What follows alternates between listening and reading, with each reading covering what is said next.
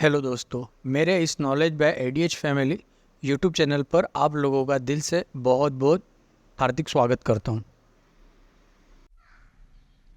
आज की इस वीडियो में हम जानेंगे कि चीन और अमेरिका के बीच में जो लास्ट डे जो मुलाकात हुई कैलिफोर्निया के अंदर, जो 6 साल के बाद में दोनों देशों के बीच में बैठक हुई है, मुलाकात हुई है, जो अमेरिका के कैलिफोर्निया के अंदर हुई है। क्या बातचीत हुई इन दोनों के बीच में, क्या निर्णय लिया गया, क्या बातें हुई आगे का, क्या इनका रोड मैप है, इसके बारे में अपन बात करेंगे, इसके बारे में आपको बताऊँगा। और अगर आपको मेरी जानकारी पसंद आए तो प्लीज़ लाइक करना और सब्सक्राइब करना, अपने दोस्तों के साथ में से शेयर करना।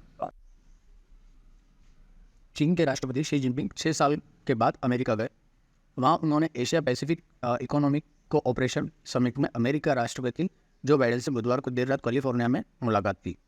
दोनों नेताओं की बैठक के बाद चीन और अमेरिका फिर से सैन्य वार्ता बहाल करने पर सहमत हो गए। हालांकि मुलाकात के दौरान दोनों देशों में मतभेद भी साफ नजर आए। बैठक के दौरान जिनपिंग ने कहा, अमेरिका ताइवान को हथियार देना बंद कर दे, हम ताइवान को चीन में मिलाकर रहेंगे। वहीं बैठक खत्म होने के बाद बाइडेन ने प्रेस कॉन्फ्रेंस में चीन राष्ट्रपति को तानाशाह बता दिया। दरअसल कॉन्फ्रेंस के आखिर में पत्रकार ने पूछा कि क्या वह जून में शी जिनपिंग को तानाशाह कहने वाली अपनी टिप्पणी पर कायम है। इस पर बाइडेन ने कहा कि जिनपिंग कम्युनिस्ट विचारधारा को मारने वाले देश के शासक है, इसीलिए मैं उन्हें तानाशाह कहने वाले अपने बयान पर कायम रहूँगा। इस टिप्पणी पर चीन ने कहा है कि बाइडेन का जिनपिंग को तानाशाह बताना बेहद ही गलत है। इससे ये तो साफ होता है कि चीन और अमेरिका अब भी लंबे समय तक एक दोस्ती के तरह तो वो नहीं निभाएंगे। इनके अंदर खटास तो रहनी ही है। दोनों महाशक्तियाँ बनना चाहते हैं और दोनों को महाशक्ति बने रहना है और आगे बनना है, क्योंकि अभी दुनिया में सबसे ताकतवर 2 देश है जो अब अमेरिका और चाइना हो चुके हैं और दोनों इसी जंग में लगे हुए हैं। वो खुल के एक दूसरे को बोलते नहीं है कि हम आगे बढ़ना चाहते हैं, हम ऊपर निकलना चाहते हैं, लेकिन अमेरिका अपनी जो पोजीशन है वो छोड़ना नहीं चाहता है और चाइना उस पोजीशन को हासिल करना चाहता है। ये तो बिल्कुल क्लियर नज़र आता है। दोनों देशों की विचारधारा भी अलग है, ये भी सीधा नज़र आता है। जैसे चाइना ने अपनी कम्युनिस्ट विचारधारा को ख़त्म किया, वहीं जो बाइडेन कम्युनिस्ट विचारधारा के साथ में बने हुए हैं। इसके बाद में ताइवान को भी लेकर के इन दोनों देशों के बीच में बात हुई। इसमें ताइवान पर रुख नहीं बदलेगा, जिनपिंग से अच्छी बात हुई बाइडेन। तो क्या बात हुई इसमें कि ताइवान पर रुख नहीं बदलेगा, ये बोल दिया था जिनपिंग ने अपनी तरफ से, और बाइडेन ने बताया कि हम दोनों के बीच में अच्छी बात हुई है। तो अमेरिकी राष्ट्रपति ने बताया कि मेरी जिनपिंग से बहुत अच्छी बात हुई है। मैंने ताइवान मुद्दे पर भी फिर से अमेरिका का रुख साफ करते हुए कहा है कि ये कभी नहीं बदलने वाला है। मुझे लगता है कि ये सबसे ज़्यादा ज़रूरी है कि हम एक दूसरे को समझें, या एक दूसरे लीडर से बात कर रहे हैं, इसलिए हमारे बीच कोई भी गलतफहमी नहीं होनी चाहिए। हमें ये भी तय करना होगा कि हमारी प्रतिस्पर्धा किसी भी हालत में संघर्ष में ना बदले। यह बाइडेन की तरफ से बोला गया कि ताइवान और उसको लेकर के चीन के राष्ट्रपति शी जिनपिंग के साथ में क्या बात हुई।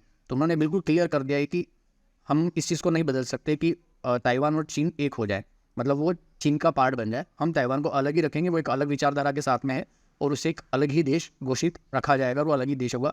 और चीन उसे अपने अंडर में लेना चाहता है। जिनपिंग ने उसे बोल के रखा हुआ है कि हम उसे किसी भी हालत में अपने कब्जे में ले लेंगे।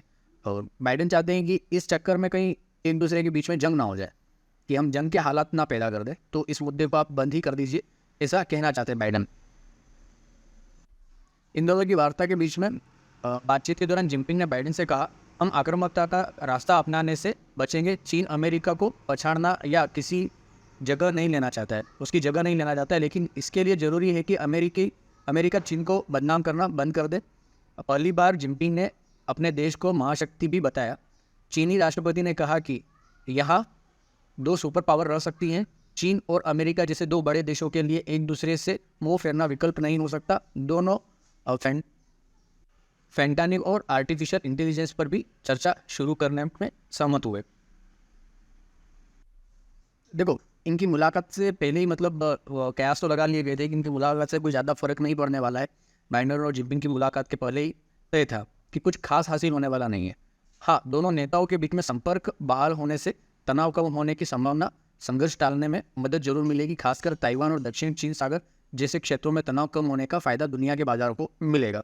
हाँ, ये दोनों देशों के बीच में अगर किसी भी प्रकार की जंग या किसी भी प्रकार की तनाव नहीं होता है, कोई एक दूसरे के ऊपर टिप्पणियाँ गलत नहीं करते हैं, एक दूसरे पर बातचीत से भी अगर प्रहार नहीं करते हैं, तो दुनिया में लगेगा कि हाँ, दोनों महाशक्तियों के बीच में किसी भी प्रकार का कोई मनमुटाव नहीं है और व्यापार के अंदर ये नहीं सोचा जाएगा कि कहीं ना कहीं ये फ्यूचर में कुछ दिक्कत आने वाली है। अगर कोई एक दूसरे को कुछ गलत शब्द या कोई गलत तरीके की टिप्पणी भी करता है तो दुनिया के बाजार को लगने लगता है कि यार कभी भी कुछ भी हो सकता है, तो कहीं ना कहीं असर तो पड़ता है दुनिया के बाजारों पर, ना व्यापार में, हर चीज़ में कहीं ना कहीं पर असर तो पड़ता है।